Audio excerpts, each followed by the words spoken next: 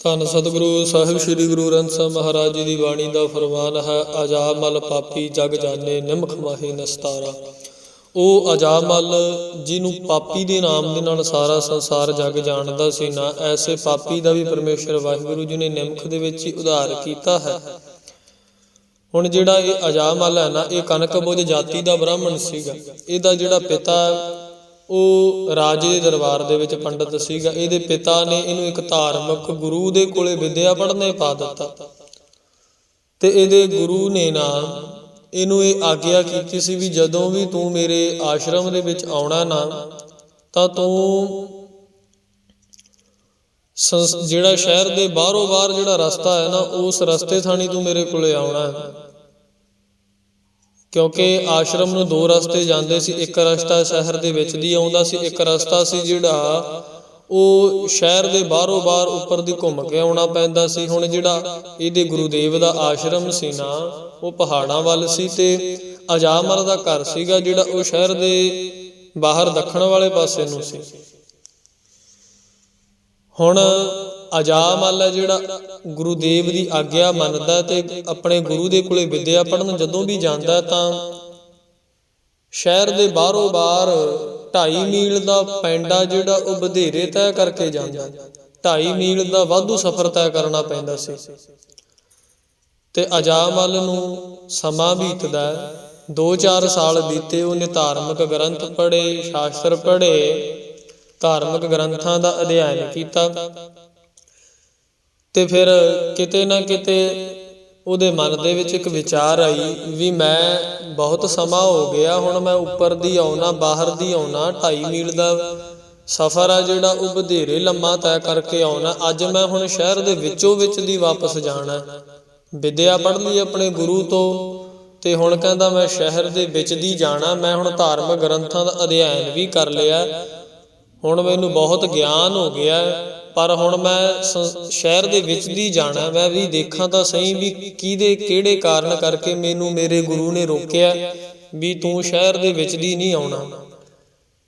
ਤੇ ਹੁਣ ਜਿਹੜਾ ਇਹ ਅਜਾਬ ਮਲ ਹੈ ਨਾ, ਇਹ ਸ਼ਹਿਰ ਦੇ ਵਿੱਚ ਦੀ ਆਪਣੇ ਘਰ ਨੂੰ ਵਾਪਸ ਜਾਂਦਾ ਤੇ ਉੱਥੇ ਨਾ ਵੇਸ਼ਵਾਵਾਂ ਦੇ ਕੋਠੇ ਪੈਂਦੇ ਸੀ। ਜਿਹੜਾ ਰਸਤਾ ਸ਼ਹਿਰ ਨੂੰ ਆਉਂਦਾ ਉਸ ਰਸਤੇ ਦੇ ਵਿੱਚ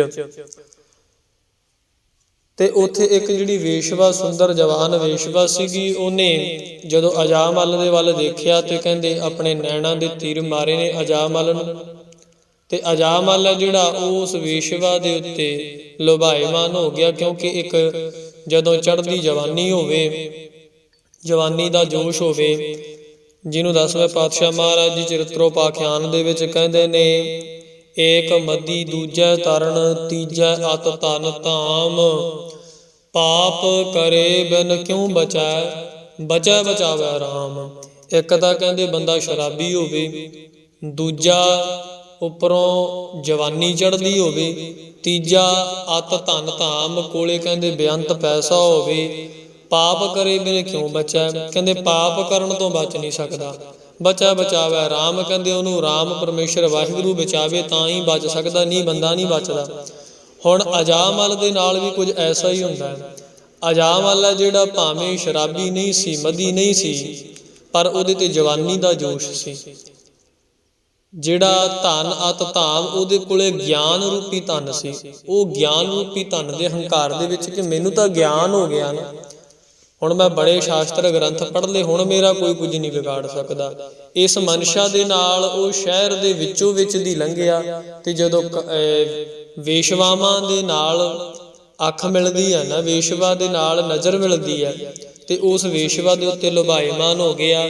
ਪਹਿਲਾਂ ਇੱਕ ਦਿਨ ਉਸ ਵੇਸ਼ਵਾ ਦੇ ਕੋਠੇ ਤੇ ਗਿਆ, ਫਿਰ ਰੋਜ਼ ਹੀ ਘਰੋਂ ਤਾਂ ਵਿਦਿਆ ਪੜ੍ਹਨ ਆਇਆ ਕਰੇ, ਪਰ ਚਲਾ ਵੇਸ਼ਵਾ ਦੇ ਦੁਆਰੇ ਤੇ ਜਾਇਆ ਕਰੇ। ਹੁਣ ਜਦ ਕਿ ਅਜਾਬ ਮਲ ਹੈ ਜਿਹੜਾ ਇਹ ਵਿਆਹਿਆ ਹੋਇਆ ਸੀ, ਪਰ ਕਹਿੰਦੇ ਵੇਸ਼ਵਾ ਦੀ ਜਵਾਨੀ ਦੇ ਜੋਸ਼ ਦੇ ਵਿੱਚ ਨਾ, ਵੇਸ਼ਵਾ ਦੀ ਜਵਾਨੀ ਦੇ ਮੂਹਰੇ ਇਹਨੂੰ ਆਪਣੀ ਘਰ ਵਾਲੀ ਭੁੱਲ ਗਈ, ਆਪਣੀ ਵਿਆਹੁਤਾ ਪਤਨੀ ਦੇ ਬਾਰੇ ਇਹ ਭੁੱਲ ਗਿਆ, ਜਿਹੜੇ ਉਹਦੇ ਨਾਲ ਵਿਆਹ ਦੇ ਸਮੇਂ ਵਾਅਦੇ ਕੀਤੇ ਸੀ ਉਹ ਵੀ ਭੁੱਲ ਗਿਆ। ਹੁਣ ਰਾਜ ਦਰਬਾਰ ਦੇ ਵਿੱਚ ਵੀ ਸਾਰੀ ਗੱਲ ਫੈਲ ਗਈ ਕਿ ਜਿਹੜਾ ਆਪਣੇ ਦਰਬਾਰ ਦਾ ਪੰਡਤ ਆ, ਇਹਦਾ ਮੁੰਡਾ ਜਿਹੜਾ ਅਜਾਬ ਮਲ ਹੈ ਨਾ, ਇਹ ਵੇਸ਼ਵਾਗਾਮੀ ਹੋ ਚੁੱਕਿਆ। ਕਹਿੰਦੇ ਰਾਜੇ ਨੇ ਵੀ ਬੜਾ ਸਮਝਾਇਆ ਅਜਾਮਲ ਨੂੰ ਕਿ ਭਾਈ ਤੇਰਾ ਬਾਪ ਵੀ, ਤੇਰਾ ਪਿਤਾ ਵੀ ਪੰਡਤ ਹੈ, ਤੂੰ ਵੀ ਧਾਰਮਿਕ ਗ੍ਰੰਥ ਪੜ੍ਹਦਾ, ਤੂੰ ਧਾਰਮਿਕ ਗ੍ਰੰਥਾਂ ਦਾ ਅਧਿਐਨ ਕਰਦਾ, ਤੂੰ ਇਹ ਸਾਰਾ ਕੁਝ ਛੱਡ ਦੇ, ਤੂੰ ਵੇਸ਼ਵਾ ਜਿਹੜਾ ਗਾਮੀ ਬਣ ਚੁੱਕਿਆ ਨਾ, ਤੂੰ ਵੇਸ਼ਵਾ ਗਾਮੀ ਬਣਿਆ, ਤੂੰ ਸੰਕੋਚ ਕਰ, ਤੂੰ ਵਾਪਸ ਮੁੜਿਆ। ਤੇ ਪਰ ਜਿਹੜਾ ਅਜਾਮਲ ਹੈ ਨਾ, ਇਹਨੇ ਮੋਹ ਨਾ ਘਟਾਇਆ ਉਸ ਵੇਸ਼ਵਾ ਦਾ, ਤੇ ਇਹਦਾ ਫਲ ਇਹਨੂੰ ਇਹ ਮਿਲਿਆ ਕਿ ਰਾਜੇ ਨੇ ਨਾ ਇਹਦੀ ਸਾਰੀ ਜਾਇਦਾਦ ਇਹਦੀ ਘਰਵਾਲੀ ਨੂੰ, ਇਹਦੀ ਪਤਨੀ ਨੂੰ ਦੇ ਦਿੱਤੀ, ਤੇ ਅਜਾਮਲ ਨੂੰ ਤੇ ਉਹ ਜਿਹੜੀ ਵੇਸ਼ਵਾ ਸ਼ਹਿਰ ਦੇ ਵਿੱਚ ਰਹਿੰਦੀ ਸੀਗੀ, ਇਹਨਾਂ ਦੋਵਾਂ ਨੂੰ ਸ਼ਹਿਰ ਤੋਂ ਬਾਹਰ ਕੱਢ ਦਿੱਤਾ। ਸ਼ਹਿਰ ਤੋਂ ਬਾਹਰ ਕੱਢ ਦਿੱਤਾ। ਇਹ ਦੋਵੇਂ ਜਣੇ ਕਹਿੰਦੇ ਜੰਗਲ ਦੇ ਵਿੱਚ ਜਾ ਕਰਕੇ ਰਹਿਣ ਲੱਗ ਪਏ। ਤੇ ਹੁਣ ਜੰਗਲ ਦੇ ਵਿੱਚ ਜਾ ਕੇ ਜਦੋਂ ਰਹਿਣ ਲੱਗੇ ਨੇ, ਕਹਿੰਦੇ ਖਾਣ ਪੀਣ ਨੂੰ ਕੁਛ ਹੈ ਨਹੀਂ ਸੀ ਕੋਲੇ, ਤੇ ਆਪਣਾ ਪੇਟ ਭਰਨ ਦੇ ਲਈ ਛੋਟੇ ਮੋਟੇ ਪੰਛੀਆਂ ਦਾ ਸ਼ਿਕਾਰ ਕਰਨਾ ਸ਼ੁਰੂ ਕਰ ਦਿੱਤਾ। ਤੇ ਜਦੋਂ ਲੋਕਾਂ ਨੂੰ ਪਤਾ ਲੱਗਦਾ ਵੀ ਇਹ ਪੰਛੀ ਮਾਰ ਕੇ ਖਾਂਦਾ, ਤਾਂ ਉੱਥੋਂ ਇਹਦਾ ਨਾਮ ਪਾਪੀ ਪੈ ਗਿਆ, ਵੀ ਅਜਾਮਲ ਪਾਪੀ, ਤੇ ਇਹਨੂੰ ਸਾਰੇ ਅਜਾਮਲ ਪਾਪੀ ਕਹਿਣ ਲੱਗ ਪਏ। ਇਸ ਤਰ੍ਹਾਂ ਸਮਾਂ ਬੀਤਦਾ ਜਾਂਦਾ। ਹੌਲੀ ਹੌਲੀ ਇਹਦੇ ਘਰ ਦੇ ਵਿੱਚ 6 ਪੁੱਤਰ ਪੈਦਾ ਹੁੰਦੇ, 6 ਪੁੱਤਰਾਂ ਨੇ ਜਨਮ ਲਿਆ।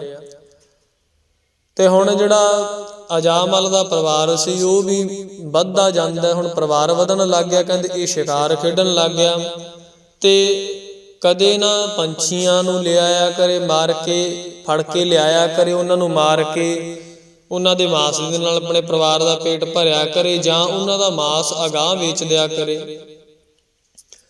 ਹੌਲੀ ਹੌਲੀ ਸਮਾਂ ਬੀਤਦਾ। ਇੱਕ ਦਿਨ ਕਹਿੰਦੇ ਸਿਆਲ ਦਾ ਮੌਸਮ ਸੀਗਾ, ਤੇ ਮੀਂਹ ਦੀ ਝੜੀ ਲੱਗੀ ਹੋਈ ਸੀ, ਤੇ ਇਹਦੀ ਕੁਟੀਆ ਦੇ ਵਿੱਚ, ਇਹਦੇ ਘਰ ਦੇ ਵਿੱਚ ਨਾ ਸ਼ਾਮ ਨੂੰ ਸੰਧਿਆ ਦੇ ਸਮੇਂ 2 ਸਾਧੂ ਆ ਜਾਂਦੇ ਨੇ। ਤੇ ਅਜਾਮਲ ਆਪ ਘਰੇ ਨਹੀਂ ਸੀ, ਉਹ ਵੇਸ਼ਵਾ ਘਰ ਦੇ ਵਿੱਚ ਸੀ। ਹੁਣ ਵੇਸ਼ਵਾ ਨੇ ਕਹਿੰਦੇ ਸਾਧੂ ਜਾਣ ਕਰਕੇ ਉਹਨਾਂ ਦੋਵਾਂ ਸਾਧੂਆਂ ਦਾ ਬੜਾ ਸਨਮਾਨ ਕੀਤਾ।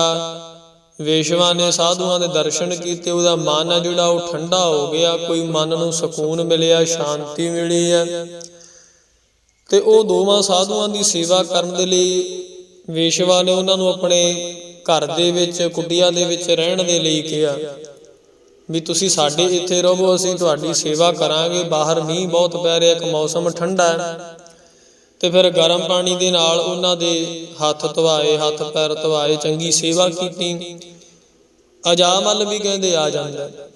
ਥੋੜੇ ਸਮੇਂ ਬਾਅਦ ਜਦੋਂ ਅਜਾਮਲ ਆਇਆ ਨਾ, ਤੇ ਅਜਾਮਲ ਹੁਣ ਪੰਛੀ ਮਾਰ ਕੇ ਲਿਆਂਦਾ ਹੁੰਦਾ ਸੀ। ਪੰਛੀ ਹੋਈ ਸੀ ਕਿ ਜਾਂ ਕੋਈ ਜਾਨਵਰ ਜਿਹੋ ਜਿਹਾ ਮਿਲ ਗਿਆ, ਉਹਦਾ ਸ਼ਿਕਾਰ ਕਰ ਲਿਆਂਦਾ, ਉਹਦਾ ਹੀ ਮਾਂਸ ਲੈਣਾ। ਹੁਣ ਇਹਦੀ ਘਰਵਾਲੀ ਕਹਿੰਦੀ ਆਪਣੇ ਘਰ ਦੇ ਵਿੱਚ ਨਾ, ਜਿਹੜੀ ਉਹ ਵੇਸ਼ਵਾ ਸੀਗੀ, ਉਹ ਕਹਿੰਦੀ ਹੈ ਵੀ ਆਪਣੇ ਘਰ ਦੇ ਵਿੱਚ ਹੁਣ ਸਾਧੂ ਆਏ ਨੇ 2, ਆਪਾਂ ਇਹਨਾਂ ਦੀ ਸੇਵਾ ਕਰਨੀ ਆ, ਵੀ ਆਪਾਂ ਘਰ ਦੇ ਵਿੱਚ ਮਾਸ ਨਾ ਰਹਿਣੀ ਅੱਜ, ਵੀ ਤੁਸੀਂ ਕੁਝ ਹੋਰ ਕੋਈ ਵਸਤੂ ਲਿਆਓ ਲੱਭ ਕੇ, ਜਿਹੜੀ ਆਪਾਂ ਇਹਨਾਂ ਨੂੰ ਖਾਣ ਨੂੰ ਦੇ ਦੇਈਏ। ਤੇ ਉਹਨੇ ਨਾ ਕਹਿੰਦੇ ਉਹ ਜਿਹੜੇ ਪੰਛੀ ਸੀਗੇ ਉਹ ਕਿਸੇ ਹੋਰ ਨੂੰ ਦੇ ਦਿੱਤੇ, ਵੀ ਭਾਈ ਤੂੰ ਜੇ ਰੱਖਣੇ ਆ ਰੱਖ ਲੈ, ਖਾਣੇ ਆ ਖਾ ਲੈ, ਜੇ ਉਡਾਣੇ ਨੇ ਤਾਂ ਉਡਾ ਦੇ, ਉਹ ਤੇਰੀ ਮਰਜ਼ੀ ਆ, ਬਾਕੀ ਤੇਰੀ ਇੱਛਾ, ਜਿਵੇਂ ਤੈਨੂੰ ਚੰਗਾ ਲੱਗਦਾ। ਤੇ ਕਹਿੰਦੇ ਅਜਾਮਲ ਹੈ ਨਾ ਜਿਹੜਾ, ਉਹ ਉਹਨਾਂ ਦੋਵਾਂ ਸਾਧੂਆਂ ਦੇ ਸਨਮੁਖ ਹੁੰਦਾ, ਰੋ ਰੋ ਕੇ ਆਪਣੀ ਸਾਰੀ ਮਿੱਥਿਆ ਸੁਣਾਉਂਦਾ, ਵੀ ਮੈਂ ਬੜੇ ਧਾਰਮਿਕ ਗ੍ਰੰਥ ਪੜ੍ਹਦਾ ਸੀ ਆਪਣੇ ਗੁਰੂ ਕੋਲੇ, ਮੇਰੇ ਗੁਰੂ ਨੇ ਆਗਿਆ ਕੀਤੀ ਸੀਗੀ ਵੀ ਤੂੰ ਸ਼ਹਿਰ ਦੇ ਵਿੱਚ ਜਿਹੜਾ ਰਸਤਾ ਆਂਦਾ, ਉਸ ਰਸਤੇ ਥਾਣੀ ਨਾ ਕਦੇ ਆਈ, ਨਾ ਕਦੇ ਜਾਈ, ਤੂੰ ਉੱਪਰ ਦੀ ਘੁੰਮ ਕੇ ਆਇਆ ਕਰੀ। ਕਹਿੰਦਾ ਵੀ ਮੈਂ ਆਪਣੇ ਗੁਰੂ ਦੀ ਆਗਿਆ ਨਹੀਂ ਮੰਨੀ, ਤੇ ਜਿਹਦੇ ਫਲ ਸਰੂਪ ਆਪਣੀ ਉਹਨੇ ਸਾਰੀ ਵਿਥਿਆ ਜਿਹੜੀ ਉਹ ਸੁਣਾਈ, ਜਿਹੜੀ ਆਪ ਜੀ ਨੇ ਸ਼ਰਵਣ ਕੀਤੀ ਆ, ਵੀ ਮੇਰੇ ਨਾਲ ਏਦਾਂ ਹੋਇਆ।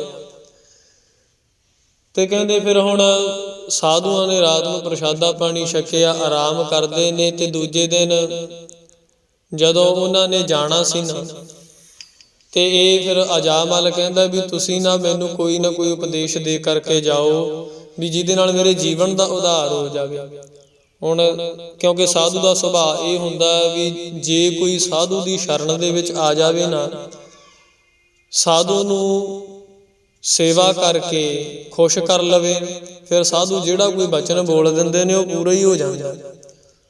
ਫਿਰ ਹੁਣ ਸਾਧੂ ਵੀ ਇਹਨੂੰ ਇਸ ਦਲਦਲ ਦੇ ਵਿੱਚੋਂ ਕੱਢਣਾ ਚਾਹੁੰਦੇ ਸੀਗੇ, ਵੀ ਭਾਈ ਚੰਗਾ ਧਾਰਮਿਕ ਗ੍ਰੰਥ ਪੜ੍ਹੇ ਸੀ, ਵਧੀਆ ਕਿੱਤੇ ਲੱਗਾ ਸੀ, ਇੱਕ ਗੁਰੂ ਦੇ ਬਚਨ ਦੀ ਉਲੰਘਣਾ ਕਰਨ ਕਰਕੇ ਏਡਾ ਨਰਕ ਭੋਗ ਰਿਹਾ। ਕਿਤੇ ਤਾਂ ਸਾਰੇ ਕਹਿੰਦੇ ਸੀਗੇ ਕਿ ਬੜਾ ਧਰਮੀ ਬੰਦਾ, ਧਾਰਮਿਕ ਗ੍ਰੰਥ ਪੜ੍ਹੇ ਨੇ, ਵੇਦ ਸ਼ਾਸਤਰ ਪੜ੍ਹੇ ਨੇ, ਵੇਦੀ ਆ ਇਹ, ਸ਼ਾਸਤਰੀ ਆ ਇਹ, ਪਰ ਆਪਣੇ ਗੁਰੂ ਦੇ ਬਚਨਾਂ ਦੀ ਉਲੰਘਣਾ ਕਰਨ ਕਰਕੇ ਅੱਜ ਇਹਨੂੰ ਸਾਰੇ ਪਾਪੀ ਕਹਿੰਦੇ ਨੇ। ਕਹਿੰਦੇ ਸੰਤਾਂ ਨੇ ਉਹਨੂੰ ਇਹ ਉਪਦੇਸ਼ ਦਿੱਤਾ ਵੀ ਭਾਈ ਅਸੀਂ ਤੇਰੇ ਘਰ ਦਾ ਜਲ ਪਾਣੀ ਛਕਿਆ, ਤੈਨੂੰ ਅਸੀਂ ਤਰੀਕਾ ਦੱਸ ਦਿੰਨੇ ਆ ਵੀ ਜਿਹੜਾ ਹੁਣ ਤੇਰੇ ਘਰ ਦੇ ਵਿੱਚ ਪੁੱਤਰ ਪੈਦਾ ਹੋਵੇਗਾ ਨਾ, 7ਵਾਂ ਪੁੱਤਰ, ਉਹਦਾ ਨਾਮ ਤੂੰ ਨਾਰਾਇਣ ਰੱਖੀ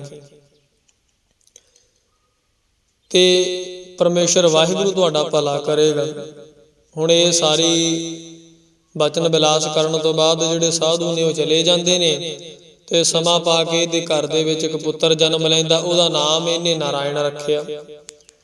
ਹੁਣ ਦੋਵੇਂ ਜੀ, ਉਹ ਵੇਸ਼ਵਾ ਵੀ ਤੇ ਅਜਾਮਲ ਵੀ, ਪੁੱਤਰ ਨੂੰ ਪ੍ਰੇਮ ਕਰਦੇ ਨੇ, ਨਾਰਾਇਣ ਕਹਿ ਕਰਕੇ ਬੋਲਦੇ ਨੇ। ਜਿਹੜਾ ਅੰਤ ਸਮਾਂ ਆਉਂਦਾ, ਜਦੋਂ ਅਜਾਮਲ ਹੈ ਜਿਹੜਾ ਉਹ ਸਰੀਰ ਛੱਡਦਾ, ਸਰੀਰ ਛੱਡਣ ਦੀ ਅਵਸਥਾ ਦੇ ਵਿੱਚ ਪਹੁੰਚ ਜਾਂਦਾ ਹੈ ਤੇ ਕਹਿੰਦੇ ਆਪਣੇ ਜਾਣੇ ਤਾਂ ਉਹ ਆਪਣੇ ਪੁੱਤਰ ਨੂੰ ਹੀ ਆਵਾਜ਼ ਮਾਰ ਰਿਹਾ ਸੀ ਕਿ ਨਾਰਾਇਣ ਮੈਨੂੰ ਬਚਾ ਲੈ, ਇਹਨਾਂ ਜਮਾਦੂਤਾਂ ਤੋਂ ਮੈਨੂੰ ਬਚਾ ਲੈ, ਮੈਨੂੰ ਆ ਗਏ ਨੇ ਲੈਣ। ਉਧਰੋਂ ਕਹਿੰਦੇ ਰਾਮਗਣ ਆ ਜਾਂਦੇ ਨੇ, ਉਹ ਕਹਿੰਦੇ ਨੇ ਵੀ ਭਾਈ ਇਹਨੂੰ ਅਸੀਂ ਲੈ ਕਰਕੇ ਜਾਣਾ। ਜਮਦੂਤ ਕਹਿੰਦੇ ਅਸੀਂ ਲੈਣ ਆਏ ਸੀਗੇ। ਤਾਂ ਫਿਰ ਜਮਦੂਤ ਨੇ ਜਿਹੜੇ ਉਹ ਰਾਮਗਣਾਂ ਨੂੰ ਪੁੱਛਦੇ ਨੇ ਭਾਈ ਵੀ ਤੁਸੀਂ ਇਹਨੂੰ ਕਿਉਂ ਲੈ ਕੇ ਜਾਣਾ ਹੈ? ਤੇ ਉਹ ਕਹਿੰਦੇ ਭਾਈ ਇਹਨੇ ਨਾਰਾਇਣ ਨੂੰ ਪੁਕਾਰਿਆ ਨਾ, ਜਿਹੜਾ ਅੰਤ ਸਮੇਂ ਇਹਨੇ ਨਾਰਾਇਣ ਨੂੰ ਪੁਕਾਰਿਆ, ਉਸ ਨਾਰਾਇਣ ਨੂੰ ਪੁਕਾਰਨ ਦੇ ਫਲ ਸਰੂਪ ਭਾਈ ਅਸੀਂ ਇਹਨੂੰ ਇਸ ਵਿਮਾਨ ਦੇ ਵਿੱਚ ਸਵਾਰ ਕਰਕੇ ਲੈ ਕਰਕੇ ਜਾਣਾ। ਰਾਮਕਲੀ ਰਾਗ ਦੇ ਵਿੱਚ ਵੀ ਸਤਿਗੁਰੂ ਜੀ ਕਹਿੰਦੇ ਨੇ ਕਿ ਅਜਾਮਲ ਕੋ ਅੰਤ ਕਾਲ ਮੈਂ ਨਾਰਾਇਣ ਸੁਧ ਆਈ, ਜਾ ਗਤ ਕੋ ਜੋਗੀਸਰ ਬਾਂਛਤ ਸੋ ਗਤ ਛਨ ਮੈਂ ਪਾਈ। ਕਿ ਅਜਾਮਲ ਨੂੰ ਵੀ ਅੰਤ ਸਮੇਂ ਹੀ ਕਹਿੰਦੇ ਨਾਰਾਇਣ ਦੀ ਸੁਧ ਆਈ ਸੀ, ਅੰਤ ਸਮੇਂ ਹੀ ਨਾਰਾਇਣ ਪੁਕਾਰਿਆ ਸੀਗਾ। ਕਿਉਂਕਿ ਸਤਿਗੁਰੂ ਮਹਾਰਾਜ ਜੀ, ਗਰੀਬ ਨਵਾਜ ਦੀ ਮਹਾਰਾਜ ਜੀ ਦੀ ਬਾਣੀ ਸਾਨੂੰ ਦੱਸਦੀ ਹੈ ਵੀ ਨਾਮ ਜਪਦੇ ਨੇ ਜਿਹੜੇ, ਜਿਨ੍ਹਾਂ ਨੇ ਅੰਤ ਸਮੇਂ ਵੀ ਪਰਮੇਸ਼ਰ ਵਾਹਿਗੁਰੂ ਦਾ ਨਾਮ ਸਿਮਰਿਆ ਨਾ, ਉਹਦਾ ਚਿੰਤਨ ਕੀਤਾ।